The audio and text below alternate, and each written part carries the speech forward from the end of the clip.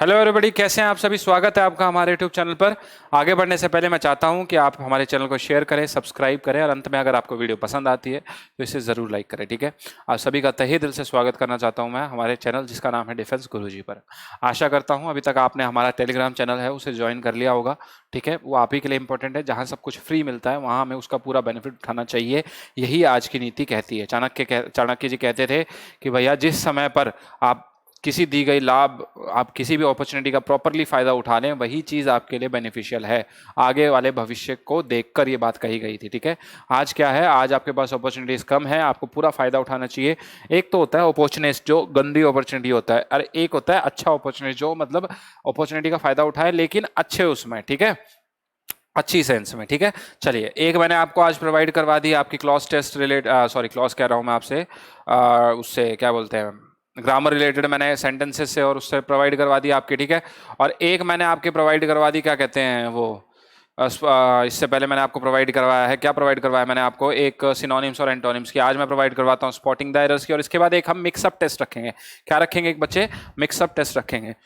उसमें जो क्लॉज की स्पेलिंग थी ना, क्लॉज की स्पेलिंग वो देखिए तूने क्या डाल रखी है। क्लॉज आओगा CLAUSCS वाला। चलिए देख लेते हैं हम लोग। अब हम बात करेंगे स्पॉटिंग द एरर्स की। मैं कुछ टेक्नीशियन से बात करने गया था, कुछ इंपॉर्टेंट सा टॉपिक था। चलिए, बच्चों को ज़्यादा इसमें ध्यान देने की आवश्यकता नहीं है। स्पॉटिंग द एरर्स हमने बहुत कम कर रखे हैं तो इसकी हमें बहुत ज़्यादा आवश्यकता है। तो क्या है स्पॉटिंग द एरर्स में, पहला देखते हैं हम लोग। Rahul would broke a plate every day. इसमें काफ़ी सारे रूल आपके कवर अप हो जाएंगे, तो ये आपके लिए सबसे अच्छा भी है, ये ग्रामेटिकल वे से सबसे अच्छा है। Rahul would broke a plate every day when he came to Delhi last month. Rahul would broke a plate every day when he came to Delhi last month. लगाओ इसमें आप अपना अंदाजा क्या लगाओगे। Rahul would broke a plate every day when he came to Delhi last month. इसमें अपना अंदाजा लगाओ, अपना दिमाग लगाओ, क्या लगाना चाहते हो। देखो ध्यान से, मैं बात कर रहा हूं मोडाल्स की। पहला ही सेंटेंस में क्या कहता है, मोडाल्स। क्या कहता है मेरे बच्चे, मोडाल्स की। ठीक है, मोडाल्स की हम लोग बात कर रहे हैं। मोडाल्स यानी विल वुड शेल शुड, और भी जितने भी हैं 11-12 जो भी आपके हैं। ठीक है, याद रखना जहां पर भी विल वुड शेल शुड ऐसी चीजें आ जाए, यानी जहां पर क्या आ जाए, मॉडल आ जाए, उसके बाद हमेशा वर्ब की फर्स्ट फॉर्म का इस्तेमाल होता है। क्या करेंगे आप, जहां आपका मॉडल आ जाए उसके बाद आप लोग आंख बंद करके वर्ब की फर्स्ट फॉर्म का इस्तेमाल करना। चलो पढ़ते हैं हम लोग। राहुल वुड ब्रोक, अरे बाप रे, यहां वुड आ गया, विल का जो पास्ट फॉर्म यानी वुड आ गया, और जैसे ही वुड आया, फ्यूचर वाली वुड आ गया आपका, और जैसे ही वुड आया और वुड के बाद ब्रोक लगा दिया। ब्रोक कैसे लगा दिया भाई, ब्रोक कैसे लगा दिया आपने, यहां तो ब्रेक आना चाहिए था, यानी वर्ब की फर्स्ट फॉर्म आनी चाहिए थी। यानी गलती हमारे किस में है, ए में है, ये गलत हो गया। बाकी देखो, plate every day when he came to Delhi last month, तो इसका तो इसमें कोई डाउट हमें है ही नहीं। तो यानी यहां गलती किस में, फर्स्ट में है। Rahul would broke, Rahul would broke, would will be followed by verb की first form, but broke is a second form of verb, so break will be used instead of broke. आ गया ना समझ में। मैंने आपको यही बताया कि जहां आपको विल, एक रूल आपको पता चल गया कि मोडाल्स के साथ हमेशा वर्ब की फर्स्ट फॉर्म आती है। विल वुड शेल शुड या कुड कैन कुड है ना, मस्ट मे माइट है ना, ऐसी चीजों के बाद वर्ब की फर्स्ट फॉर्म का इस्तेमाल किया जाता है। किसकी फॉर्म का, वर्ब की फर्स्ट फॉर्म का। चले नेक्स्ट पर।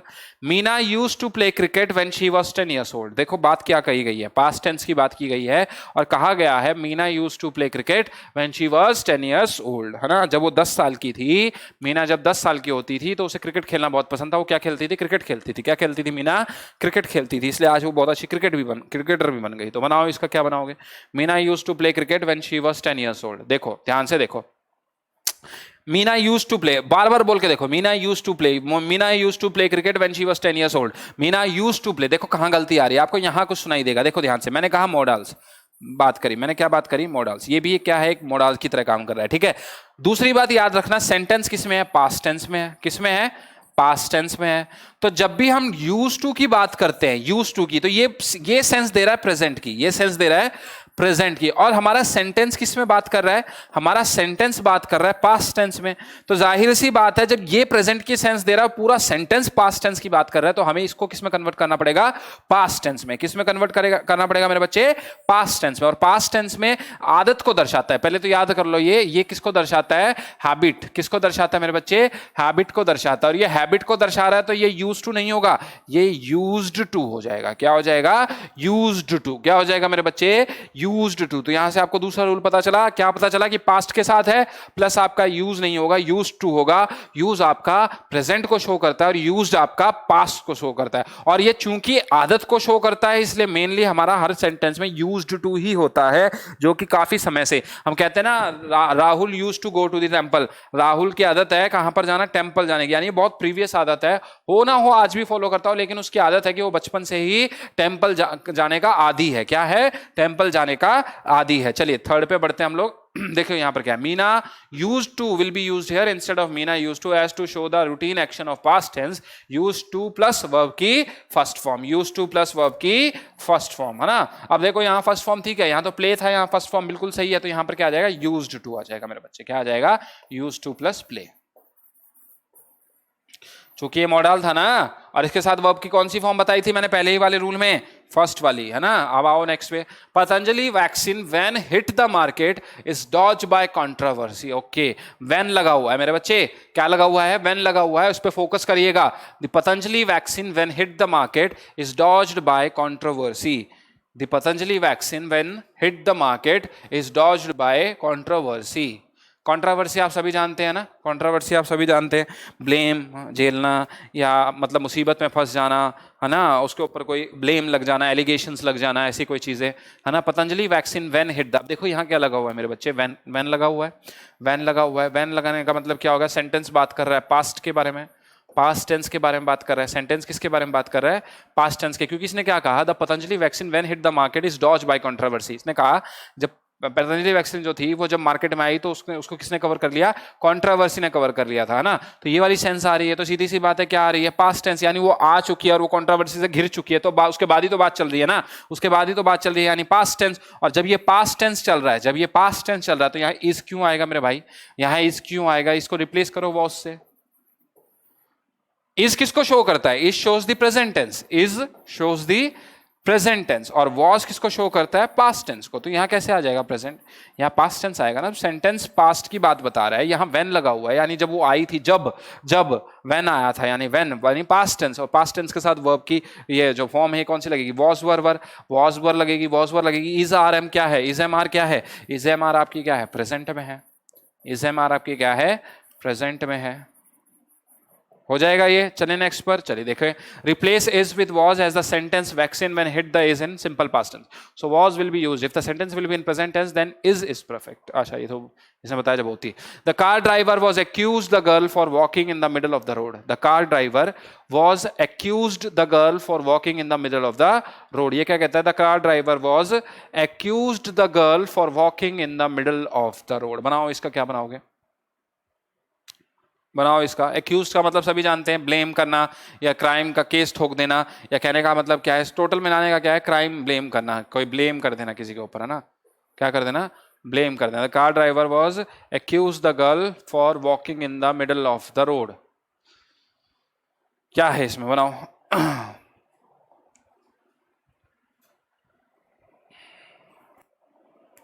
सोचो थोड़ा सा क्या लगाओगे आप। मैं एक आपको हिंट देता हूं छोटी सी, एक्टिव वॉइस पैसिव वॉइस वाली, active voice and passive voice. बनाओ, आई कुछ समझ में, आया कुछ समझ में। एक्टिव की बात करते हैं तो क्या है, सब्जेक्ट के ऊपर फोकस होता है, सीधा सेंटेंस होता है, कोई बाय वगैरह नहीं, कोई कुछ नहीं, है ना, सिंपल वर्ब की फॉर्म। पैसिव की बात करें तो भाई, हाँ पैसिव की बात करें तो वर्ब की थर्ड फॉर्म प्लस आपका क्या लग जाएगा, प्लस बाय लग जाएगा आपका, है ना, प्लस बाय लग जाएगा, और किस पर फोकस हो जाएगा, ऑब्जेक्ट पर फोकस हो जाएगा। किस पर फोकस हो जाएगा, ऑब्जेक्ट पर फोकस हो जाएगा। तो सीधी सी बात है, यहाँ देखो, the car driver was accuse the girl for, अब ये the car driver was accuse, was आने की क्या आवश्यकता है, यहाँ तो बात किसकी चल रही है, the car driver accuse the, क्योंकि ये कोई एक्टिव में थोड़ी ना है, ये एक्टिव में है, ये पैसिव में थोड़ी ना है, ये पैसिव में थोड़ी ना है, ये तो एक्टिव में है ना मेरे भाई, है ना। तो the car driver accuse the girl for walking in the middle of the road, यानी कार ड्राइवर ने उसको ब्लेम किया किस लिए, कि वो मिडिल ऑफ द रोड पे चल रही थी, इसलिए यहां पर वॉज का इस्तेमाल अनिश्चित है, यहां पर वॉज का इस्तेमाल नहीं होना चाहिए। देखिए ध्यान से, omit was from here as the car driver is a subject here and the sentence is not in passive voice, और सेंटेंस जो है वो पैसिव वॉइस में नहीं है, वो एक्टिव वॉइस में है, इसलिए यहां पर क्या है, वॉज को हटा दीजिए, उसके वॉज की आवश्यकता नहीं है। ठीक है। Pramila asked me that if was fine, no error. That if I was fine, sorry. Pramila asked me that if I was fine, no error. बनाओ इसका। Pramila asked me that if I was fine, no error. क्या बनेगा इसका? बहुत आसान है इसका, तो सबसे आसान है। देखो हम ध्यान से देखो थोड़ा सा। अरे भाई सीधी सी बात है, देखो पढ़ो। Pramila asked me, प्रमिला ने मुझसे पूछा, ये सही है। I was fine, बिल्कुल सही है, कोई इसमें कोई वो नहीं है। अब इससे पहले कुछ लगना चाहिए था, कंडीशन लगनी चाहिए था, इफ आई वॉज फाइन या दैट इज वाज फाइन, तो यहाँ दैट और इफ एक साथ इस्तेमाल हुए जो कि क्या है, गलत है। दैट और इफ एक साथ इस्तेमाल हुए जो कि क्या है मेरे बच्चे, गलत है। यानी इनमें से एक का इस्तेमाल होना चाहिए, वो कौन सा है, इफ होना चाहिए। क्या होना चाहिए, इफ का इस्तेमाल होना चाहिए। दोनों एक साथ कभी भी यूज नहीं होते, दोनों एक साथ कभी भी यूज नहीं होते। देखो क्या है, ये कंडीशनल भी है, क्या है मेरे बच्चे, कंडीशनल सेंटेंस भी है, कंडीशनल भी है। कैसा है ये, कंडीशनल भी है। और यहां पर दो ही वर्ड का इस्तेमाल हो सकता है, दैट इज वेदर और इफ। पढ़े इसके, देखो that and if are not used together, ये तो मैंने आपको बता दिया। So remove that from here. If there is a question asked in a sentence without having WH in it, then conjunction if and whether are used. वो कहता है अगर क्वेश्चन पूछा गया है तो भी इसमें क्या यूज होगा, वेदर या इफ। और चूंकि ये कंडीशनल है तो इसमें इफ आई वाज ओके, ये पूछा गया ना, इफ आई वाज ओके, तो क्वेश्चन पूछा गया तो या तो वेदर, वहां इफ की जगह वेदर होता तो भी यूज कर सकते थे। और याद बस इतना रखना है कि दैट और इफ को साथ में इस्तेमाल नहीं करना। क्या इस्तेमाल साथ में नहीं करना, दैट और इफ को साथ में इस्तेमाल नहीं करना। अगला देखो, Children are playing and making mischiefs as their vacations have started.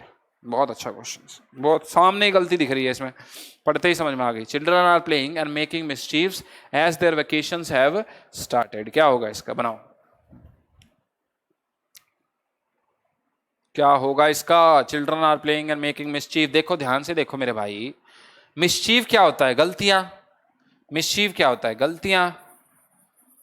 अरे ये कैसा वर्ड है, अनकाउंटेबल कैसा वर्ड है, अनकाउंटेबल। मिस्चीफ कोई काउंट करता है क्या, कोई काउंट कर सकता है क्या, नहीं कर सकता ना। तो अनकाउंटेबल का कभी भी प्लूरल नहीं बनता। क्या नहीं बनता, अनकाउंटेबल का प्लूरल नहीं बनता। और यहां इसने क्या दे दिया, मिस्चीफ्स दे दिया, जो कि क्या है, गलत है, जो कि क्या है, गलत है। ठीक है, देखो there is no plural form of mischief as it is an uncountable noun, क्योंकि ये क्या है, एक अनकाउंटेबल नाउन है और इसका कोई भी प्लूरल नहीं बन सकता। तो मिस्चीफ क्या रहेगा, मिस्चीफ ही रहेगा, वो कन्वर्ट नहीं होगा। अगले में देखो, while giving a loan Vipin must check if Sumit has sufficiently collateral to repay it. बहुत अच्छा क्वेश्चन है। While giving a loan Vipin must check if Sumit has sufficiently collateral to repay it. बनाओ इसका। While giving a loan, Vipin must check if Sumitan has sufficiently collateral to repay it. देखो ध्यान से यार, सीधी सी बात है। While giving a loan, यहाँ कोई गलती है नहीं। While giving a loan बिल्कुल सही है। Vipin must check, विपिन को चेक कर लेना चाहिए। must लगा हुआ है, वर्ब की फर्स्ट फॉर्म चेक लगा हुआ है। If Sumit has, if लगा हुआ है, सुमित आ गया। Has sufficiently collateral, sufficiently क्यों आया भाई, यहाँ collateral के लिए अगर हम यूज कर रहे हैं, collateral के लिए अगर हम sufficiently यूज करें तो गलत हो जाएगा ना। तो क्या आना चाहिए, sufficient आना चाहिए। क्या आना चाहिए, सफिशिएंट, सफिशिएंट कोलैटरल, उसके पास इनफ पैसा। हम क्या कहेंगे, इनफली थोड़ी ना कहेंगे, हम कहेंगे इनफ, हम कहेंगे इनफ, यानी फर्स्ट उसमें, है ना। while giving a loan Vipin must check if Sumit has sufficient collateral to repay it. अगर सुमित के पास sufficient collateral है तो उसे चुका सकता है कि नहीं, उसको पहले चेक तो करिए, उसको क्या करिए, पहले चेक तो करिए। तो sufficiently यहाँ गलत हो जाएगा, वाई ly लगा के हम एडवर्ब में थोड़ी ना बनाना है उसको। ठीक है, सफिशिएंटली क्या है, एक एडवर्ब है। सफिशिएंटली क्या है, एक एडवर्ब है। और यहाँ सफिशिएंट किसका काम कर रहा है, एडजेक्टिव। कोलेट्रल का इस्तेमाल हुआ है, उससे पहले एक एडजेक्टिव का इस्तेमाल होना चाहिए। कोलेट्रल से पहले एक एडजेक्टिव का इस्तेमाल होना चाहिए। तो यहाँ पर तो ये एडवर्ब बना है, तो एडवर्ब की क्या आवश्यकता थी, यहाँ तो एडजेक्टिव होना चाहिए ना मेरे बच्चे। तो क्या कहता है, sufficient is appropriate here instead of sufficiently, as sufficient is telling the importance of collateral, not the other way around. यानी कोलेट्रल सफिशिएंटली होता तो हम सोचते भी, लेकिन यहाँ पर क्या है, सफिशिएंट कोलेट्रल। ठीक है, चलो नेक्स्ट पर। नो सूनर द मैन, ये बड़ा आसान है और ये मैंने आपको एक बार पहले ही बताया था। No sooner the manager enter the office then the employee stood up. ये जैसे ही नो सूनर आता है आपको क्या देखना था, वो दो रूल मैंने वहां बताए थे आपको, दो रूल मैंने आपको बताए थे, उसको फेस करो। दो रूल मैंने आपको बताए थे, उसको बनाओ यहां पर। No sooner the manager enter the office then the employee stood up.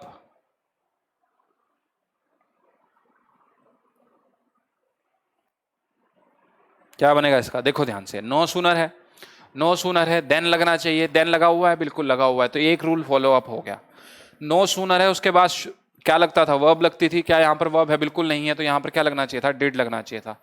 क्या लगना चाहिए था, डिड लगना चाहिए था। No sooner did the manager, अब डिड के बाद वर्ब की first form enter helping verb यहाँ पर लगी गई डिड, उसके बाद वर्ब की फर्स्ट फॉर्म एंटर यहाँ पर लगा हुआ, यानी परफेक्ट हो गया। यानी यहाँ नो सूनर के बाद क्या आना चाहिए मेरे बच्चे, डिड आना चाहिए। तो आपको याद रखना है, जिस भी सेंटेंस में आपका क्या आ जाए, नो सूनर आ जाए, तो you have to remember two rules. Which two rules, that you have to look for then and you have to look for helping verb, कि आपके साथ हेल्पिंग वर्ब लगी हुई है या नहीं लगी हुई है। ठीक है, नो सूनर के तुरंत बाद आती है हेल्पिंग वर्ब। ठीक है, no sooner will be followed by helping verb and then subject, so the correct sentence will be no sooner did the manager enter, है ना। मैंने आपको दो रूल बताए थे, दो रूल मैंने आपको एज इट इज यहां पर रिवाइज करवा दिए।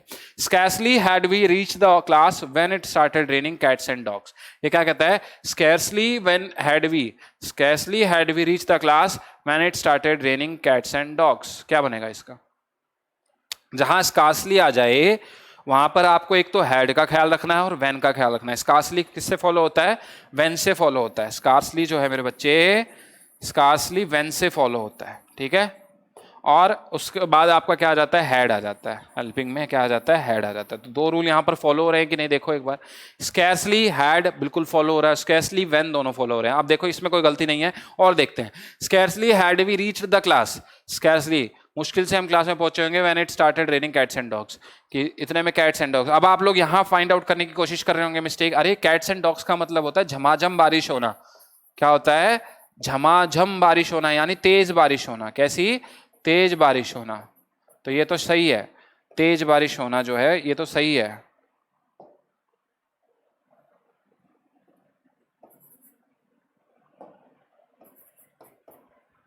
ठीक है, तेज बारिश होना ये तो बिल्कुल सही है, इसमें कोई गड़बड़ नहीं है, इसमें कोई गड़बड़ नहीं है। तो कैट्स एंड डॉग्स सही है, यानी इसमें क्या हो गया, नो एरर हो गया, इसमें कोई भी एरर नहीं है। देखिए क्या आंसर, नो एरर, इसमें क्या है, कोई भी एरर नहीं है। ठीक है, चले नेक्स्ट पर। Sachin is the best player of cricket in India, Sachin is the best player of cricket in India. Sachin is the best player, मैंने आपको 3 डिग्री बताई थी एडजेक्टिव की, 3 डिग्री थी, पॉजिटिव, कंपैरेटिव, सुपरलेटिव। इसने बेस्ट का इस्तेमाल किया, सुपरलेटिव।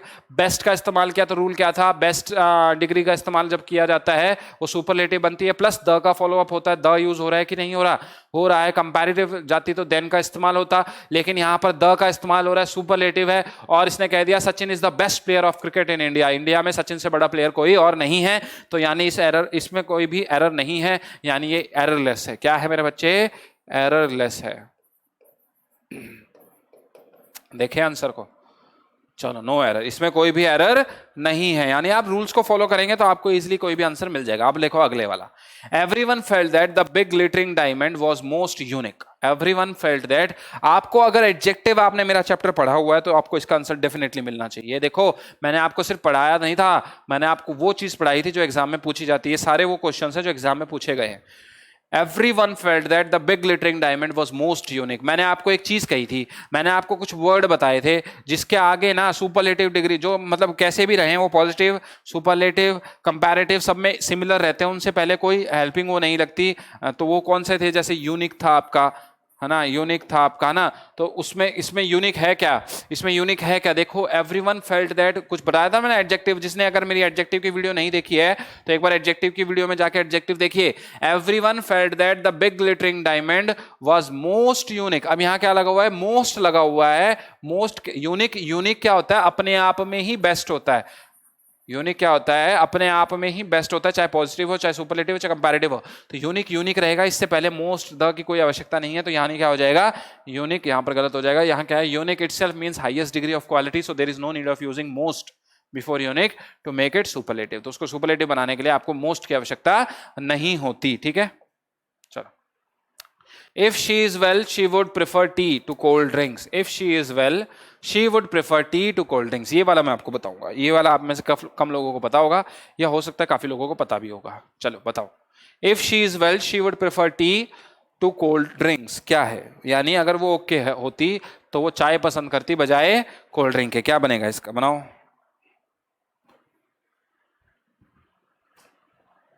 चलो ध्यान से देखो, इफ शी इज वेल, बेटा एक तो याद रखना ये क्या है, इमेजिनेटिव सेंटेंस है। कैसा है, इमेजिनेटिव सेंटेंस, यानी हम सोच रहे हैं अगर ऐसा होता तो ऐसा होता, अगर ऐसा होता तो ऐसा होता, अगर ये होता तो वो होता, अगर ये नहीं होता तो वो नहीं होता। जैसे कहते हैं if I a bird I would fly in the sky.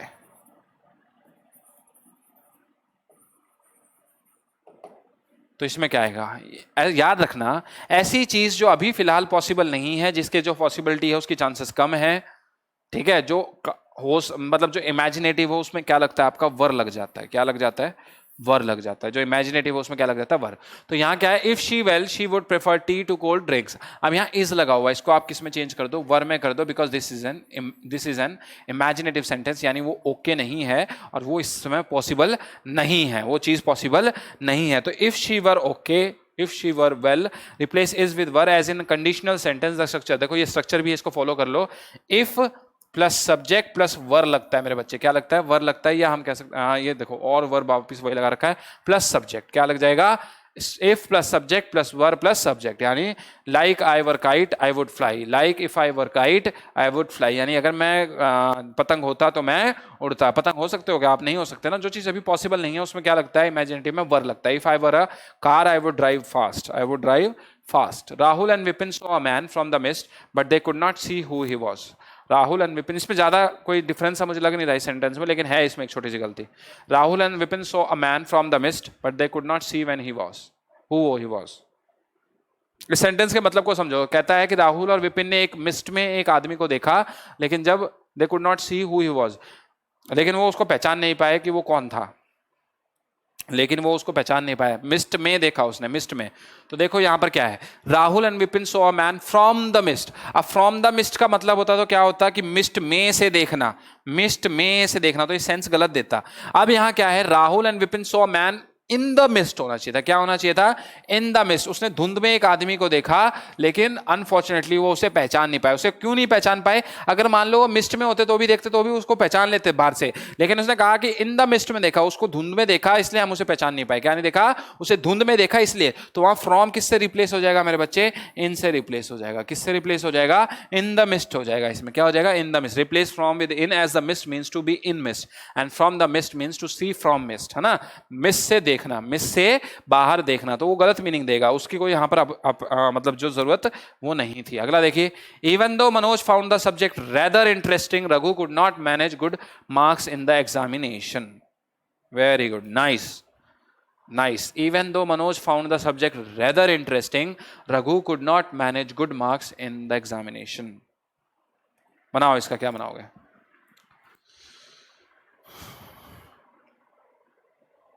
बहुत आसान है, बनाइए, क्या बनाएंगे, चलिए देखते हैं। Even though Manoj found the subject rather interesting. अब ये क्या कहते हैं, rather interesting Raghu could not manage. Could not, could के बाद नॉट लगा हुआ है, नॉट के बाद वर्ब की फर्स्ट फॉर्म लगी हुई, तो यहां तो कोई गलती है ही नहीं, यहां तो कोई गलती है नहीं। मार्क्स इन द एग्जामिनेशन, यहां भी कोई गलती नहीं है, नो एरर वाला वो तो छोड़ दो। Even though Manoj found the subject rather, यहां रेदर लगा हुआ है। जहां रेदर लग जाता है ना, जहां रेदर लग जाता है वहां नेगेटिव फीलिंग आ जाती है। कैसी फीलिंग आ जाती है, नेगेटिव फीलिंग, या हम कह सकते हैं बैड, हम कह सकते हैं रेदर को हम एक्सपेक्ट कर सकते हैं बैड के रूप में, ठीक है। अब इसने क्या कहा, even though Manoj found the subject rather interesting Raghu could not manage good marks in the examination, यानी मनोज को तो कैसा लगता है, वो इंटरेस्टिंग लगता है, लेकिन अगर यहाँ रेदर जोड़ दिया तो मैंने उसको क्या बना दिया, नेगेटिव बना दिया। मनोज को वो इंटरेस्टिंग नहीं लगता। रेदर इंटरेस्टिंग का मतलब है मनोज को इंटरेस्टिंग नहीं लगता, लेकिन यहाँ रघु को अच्छा नहीं लगता, वो इसलिए तो रघु उसमें मार्क्स नहीं लेके आ पाया। रघु इसलिए मार्क्स नहीं लेके आ पाया क्योंकि हो सकता है रघु को पसंद ना हो। बात किसकी चल रही है यहाँ, मनोज की चल रही है। मनोज के बाद रेदर लगा हुआ, तो यानी इसको रिप्लेस करना पड़ेगा, और इसको रिप्लेस करने के लिए हमारे पास वर्ड है फेयरली। क्या है वर्ड, फेयरली। क्या होता है, even though Manoj found the subject Fairlie interesting. Fairlie का मतलब पॉजिटिव फीलिंग। कैसी फीलिंग, पॉजिटिव फीलिंग। फेयरली लगता है तो क्या लग जाएगा, पॉजिटिव फीलिंग आ जाएगी। कैसी फीलिंग आ जाएगी, पॉजिटिव फीलिंग। ठीक है, देखें इसका explanation. Replace rather with fairly, as rather when used before adjective denotes bad quality, whereas fairly is used to show good qualities when used before adjective, and in this sentence interesting denotes the good quality, so fairly will be। मैंने कहा ना interesting show कर रखा है, देखो यहाँ पर ये था ना इंटरेस्टिंग। मनोज के लिए तो सब्जेक्ट कैसा था, इंटरेस्टिंग। रेदर लग गया तो उसको नेगेटिव दिखा दिया, यानी मनोज के लिए वो इंटरेस्टिंग नहीं है, लेकिन हमें मनोज के लिए उसको पॉजिटिव दिखाना था, उसको इंटरेस्टिंग दिखाना था। ठीक है, अगला देखिए। No sooner had she arrived that her parents arrange a reception in her honor is in the best hotel. No sooner had she arrived that her parents arrange a reception. No sooner लगा हुआ है, देखो ध्यान से, rule याद आया? No use आया, कुछ आया कि नहीं आया मेरे बच्चों? नो सूनर लगा हुआ है, हेल्पिंग वर्ब लगी हुई है, शी अराइव फर्स्ट फॉर्म लगा हुआ है, यानी यहां तक तो ये बिल्कुल सही। आगे देखो, नो सूनर के बाद रूल याद करना था, देन का यहाँ दैट लगा हुआ है, सीधी सी गलती ये हो गई, यानी दैट को रिप्लेस करके देन कर दो। क्या रिप्लेस कर दोगे यहाँ पर? देन कर दोगे, यहाँ देन आएगा एक, तो देन कर दो यहाँ। इसमें एक और गलती है, क्या है? No sooner had she arrived that her parents arrange a reception in her honour. यहाँ क्या है? Arrived will be used instead of arrive. No sooner had she arrived that her parents arrange a reception, had she arrived then her parents, no sooner had she arrived। ठीक है, इसने कहा है कि arrive के साथ हम arrived का भी इस्तेमाल कर सकते हैं। किसका इस्तेमाल कर सकते हैं? अराइव्ड का भी इस्तेमाल करते हैं। देखते हैं क्या क्या है ये। Arrived will be use instead of arrive as modal verb, third form use after had. अच्छा ठीक है ठीक है ठीक है ठीक है, देखो ध्यान से, यही तो हमने गलती कर दी। मैंने क्या कहा? नो सूनर के बाद डिड का इस्तेमाल होता है प्लस देन का इस्तेमाल होता है, ये चीज यहाँ पर नहीं है। अब यहाँ पर क्या है? यहाँ हैड लगा हुआ है, नो सूनर हैड आए। हम कहते हैं ना, नो सूनर के बाद अगर हैड लगता है तो डैट का इस्तेमाल होता है। ठीक है ठीक है, नो सूनर के बाद अगर हैड लगता है तो डैट का इस्तेमाल होता है, तो वो तो आपका सही है। अब यहाँ वर्ब की फर्स्ट फॉर्म दी थी और यहाँ हैड है, और रूल क्या कहता है ये तो आपको पता है सब्जेक्ट वर्ब एग्रीमेंट के हिसाब से, कि हैड के साथ वर्ब की थर्ड फॉर्म का इस्तेमाल होता है। किसका? हैड के बाद वर्ब की किस फॉर्म का इस्तेमाल होता है? थर्ड फॉर्म का इस्तेमाल होता है। तो हैड शी अराइव है ना, अराइव को अराइव्ड कर दो, अराइव को क्या कर दो? अराइव्ड कर दो। ठीक है बच्चे, ये आप देख लेना। ठीक है, none of my friends is applying for this job, none of my friends is applying for this jobs, none of my friends is applying for this job। बनाओ बनाओ, इसका क्या बनाओगे आप लोग? इसका सबसे सिंपल है, इसमें कोई एरर नहीं है, मेरे को यही था कि इसमें कोई एरर है ही नहीं। None of my friends is applying for this job, ये बिल्कुल सही है, इसमें कोई गलती नहीं है। नन ऑफ माई लगा हुआ है, नन के लिए आपका इसका इस्तेमाल हुआ है। जो बच्चे नहीं पता, नन है ना, एक एक को रिप्रेजेंट कर रहा है सिंगुलर, एक एक को रिप्रेजेंट कर रहा है सिंगुलर। फ्रेंड्स चाहे आपका प्लूरल हो, एक रूल में मैंने पहले भी पढ़ाया था, फ्रेंड्स चाहे आपके प्लूरल हो, लेकिन यहाँ नन लगा हुआ है, नन को फॉलो करते हुए हमें वर्ब की फॉर्म यूज करनी है। तो नन क्या है? सिंगुलर, इस लग जाएगा, नन को देखते हुए क्या लग जाएगा? इस लग जाएगा मेरे बच्चे। ठीक है, A price of this bike is higher than that of your bike। A price of this bike, ये बहुत अच्छा रूल है, इसको देखते हैं। A price of this bike, इस बाइक की प्राइस तुम्हारी वाली बाइक से ज्यादा है। तो इसको हम ज्यादा टाइम वेस्ट करते हुए नहीं वो करते हैं। जहां noun plus of plus noun की सिचुएशन हो, क्या है? Noun plus of plus noun. कैसे? A price of this bike, एक noun, is higher than that of, of लग गया, ये वाला हो गया, ये वाला हो गया। ठीक है, ऑफ योर बाइक, यानी ये तीसरा नाउन आपका, ये तीसरा नाउन। तो याद रखना, जब noun plus of plus noun की सिचुएशन आ जाए तो पहले नाउन से पहले क्या लगता है? द का इस्तेमाल होता है। क्या है? Noun plus of plus noun की सिचुएशन जिस सेंटेंस में आ जाए उसमें पहले नाउन से पहले क्या होता है? द। अक्सर ऐसे सेंटेंस में यही गलती हो गया, price of this bike is higher than that of your bike, है ना। Price of the bike, price of the bike is higher than that of your bike. तो यहां क्या लग जाएगा? द लग जाएगा। देखें इसको, a will be replace with the, क्या लग जाएगा? द लग जाएगा। यहां पर क्या है? हाँ, यहां पर दिस नहीं, यहां ए आना चाहिए था। मैं जो रूल के बता रहा हूं उसमें ए आना चाहिए यहाँ पर। ठीक है, तो क्या आ जाएगा? द आ जाएगा यहाँ। Price of the bike is higher than that of your bike, यानी इस बाइक की जो प्राइस, ये जो बाइक है इसकी हायर प्राइस जो है वो उस वाली बाइक से हायर। देखो क्या है, देखो मैं बता रहा हूँ ना आपको, a will be replace with the as in the structure noun plus of plus noun, the is use before the first noun. First noun से पहले किसका इस्तेमाल होता है मेरे बच्चे? द का इस्तेमाल होता है ना। तो मैंने आपको वही रूल बताया, यहाँ दिस लगा था, ये गलत था, यहाँ पर ए आना चाहिए। क्या आना चाहिए? ए आना चाहिए। प्राइस ऑफ दिस भी होता तो भी आप उसको सही कर दो, द कर दो। क्या कर दो? द कर दो। चले नेक्स्ट पर। She accompanied with his friends, she last है ये आज का, 18 ही करेंगे। She accompanied with his friends on the tour, she accompanied with his friends on the tour, she accompanied with his friends on the tour. बनाओ इसका, देखो preposition with लगना चाहिए यहाँ पर, प्रीपोजिशन विद। अब ये देखो यहाँ पर क्या accompanied with था, accompanied, और accompanied के साथ मैंने आपको फिक्स प्रीपोजिशंस में क्या सिखाया था, accompanied के साथ फिक्स प्रीपोजिशन में क्या सिखाया गया था आपको, बाय। क्या सिखाया गया था, बाय। आपने पढ़ी था ना पिछला लेक्चर, आपने अगर देखा हो पिछला लेक्चर फिक्स प्रीपोजिशन वाला देखा हो ना। प्रीपोजिशन फिक्स कौन से होते हैं, जो जिस भी सेंटेंस में यूज हो लेकिन अपना मायना ना बदले, है ना। Preposition with will be replaced by preposition by, as accompanied by means joined by someone और समथिंग और प्रेजेंटेड अलोंग विद समवन और समथिंग। यानी accompanied हमेशा किसके साथ फॉलोड अप होता है, बाय के साथ फॉलोड अप होता है। ठीक है, तो यहां से आपको काफी सारे रूल्स आज पता चल गए होंगे। तो मैं आशा करता हूं आपको ये रूल्स बहुत ज्यादा अच्छे लगे होंगे। ठीक है, अगली वीडियोस में भी कुछ ना कुछ ऐसे ही लाते रहेंगे। अगली वीडियो का इंतजार कीजिएगा, तब तक के लिए जय हिंद, जय भारत।